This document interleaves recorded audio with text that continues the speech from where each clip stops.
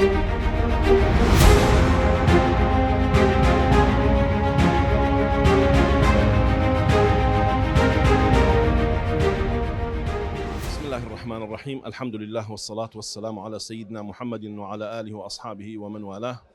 Bugün 7 Recep 1447 Hicri senası, 27-13 2025 miladi senası. Sultan Muzaffereddin merkezinde, kültür merkezinde kitap imza atma törenini cesarettik. Bu kitapta ben yazmıştım.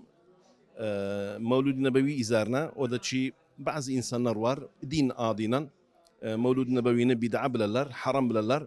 Ve o kimseler ki bu Mevlud-i Nebevi'ye kalkarlar. Yani diyorlar siz mübtedi'siz.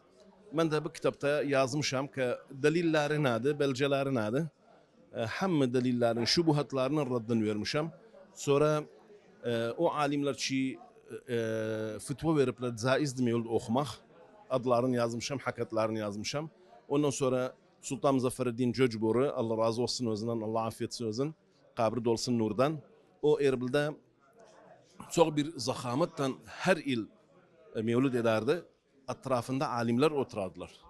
Bir onlardan o alim ki çok bid'anı inkar ederdi. Adı Ebu Şam el-Makdisi, İmam-ı Nevevi'nin şeyhiydi. O yani has kitabı var bid'a zıddına. Anın diri Erbil'de bir şey ediler.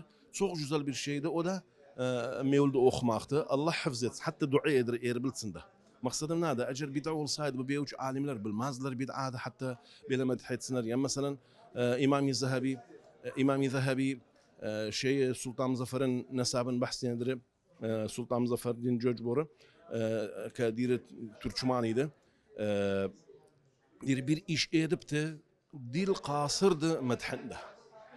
İmam-ı İbn Kathir bidaya ve nihayede bahsedilir diye bu Sultan Muzaffer bir icid bir adamıydı. Hattında yani onu müşareke edip de çok ziyadlarda müşareke edip de ne kadar esir Müslüman esiri kafirler el altındaymış. Öz parasıyla azad edip özlerini medhedir çok diye sünni bir adamıydı. Sünni nerede yani mübtedi' dacıldı, bid'at dacıldı. Ana bu şeyler kitapta yazmışım. Allah ve asa mesela onu aldanıp da bu hakikate bu sözler çiğdirim mevlud okumak bid'adı. Bilsin bid'a dacı. Ke bid'a dacı yani maksadımız bu da vacib dacı, sünnet dacı. Ama nerede bid'a yani bir nasi bid'ayet taqbil yani cehenneme gider. Ve kullu bid'atin dalale ve kullu dalaletin finnar. Ama bu bid'a manası bu ma'nen bid'a dacı. Bas ke bir gayr ma'nena kediler özne lugavi bid'ada o da nerede peygamber zamanında yok idi. Peygamberden sonra sallallahu aleyhi ve sellem bu mevlud okunuptu.